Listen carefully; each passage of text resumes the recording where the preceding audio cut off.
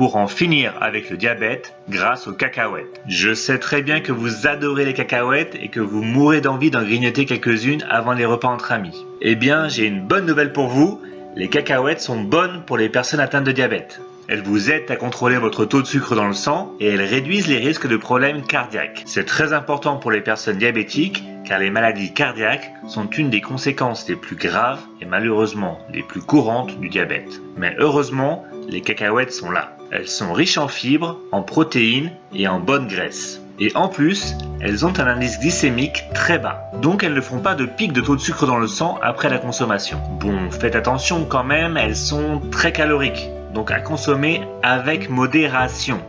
C'est bien de les consommer un peu avant les repas, en apéritif, car elles réduisent l'appétit en donnant un sentiment de satiété.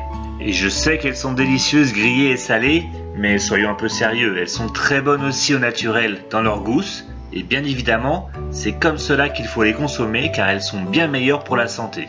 Et en plus, les cacahuètes en gousse se conservent facilement pendant 3 mois dans un récipient bien fermé au réfrigérateur. Maintenant, revenons un peu sur les avantages des cacahuètes contre le diabète. Premièrement, elles sont riches en fibres, donc elles favorisent la digestion des sucres par l'intestin et cela aide à contrôler le taux de sucre dans le sang. D'ailleurs, vous ne le savez peut-être pas, mais les cacahuètes ne sont pas de la même famille que les noix et les noisettes. En effet, les noix poussent à l'air libre et ont la coque dure pour protéger leurs graines, alors que les cacahuètes poussent sous terre et ont une coque assez molle.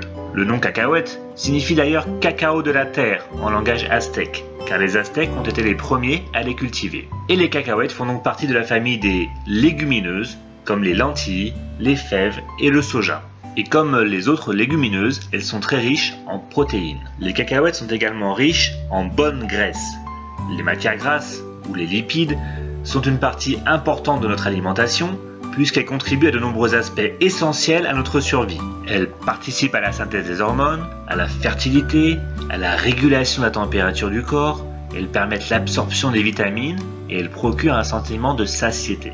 Mais attention, il y a de mauvaises graisses, comme les graisses des viandes et des produits industriels, encore pire, qui font monter le cholestérol, alors que les bonnes graisses, comme celles des cacahuètes, ne font pas monter le cholestérol, ce qui est très important car les maladies cardiaques sont souvent un risque majeur quand on souffre de diabète. Les cacahuètes contiennent également des vitamines B, C, E et elles sont riches en potassium. Et les cacahuètes possèdent des propriétés anti-inflammatoires, donc elles réduisent la douleur en cas de neuropathie diabétique au niveau des mains ou des pieds. Et certaines études montrent que les cacahuètes consommées en quantité modérée peuvent réduire le risque de développer le diabète. Donc en résumé, n'hésitez pas à consommer des cacahuètes en apéritif pour lutter contre le diabète, mais attention aux calories.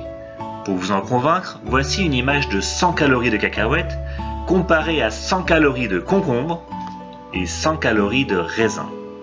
Impressionnant, non? Je vous conseille donc de vous limiter à une dizaine de cacahuètes par jour. Voilà, j'espère que vous avez aimé cette vidéo et si c'est le cas, n'hésitez pas à mettre un petit like sous la vidéo et n'oubliez pas de vous abonner à la chaîne pour plus de vidéos sur le diabète. À bientôt!